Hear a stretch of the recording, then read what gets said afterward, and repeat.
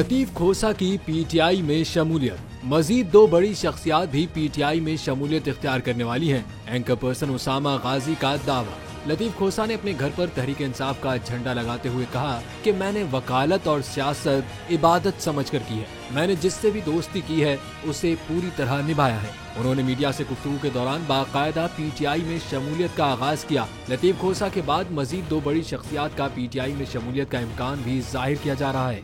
इसी हवाले से एंकर पर्सन उसामा गाजी ने भी सोशल मीडिया प्लेटफॉर्म एक्स पर लिखा कि लतीफ खोसा की तहरीक इंसाफ में शमूलियत पहली किस्त है। अभी मजीद दो बड़े सियासी नाम तहरीक इंसाफ में लंगर अंदाज होंगे। उन्होंने नाम तो वाजे नहीं किए, लेकिन अफवाहें हैं कि एतजाज अहसन और नून लीग के सरदार मेहताब अब्बासी पीटीआई में शमूलियत इख्तियार करेंगे।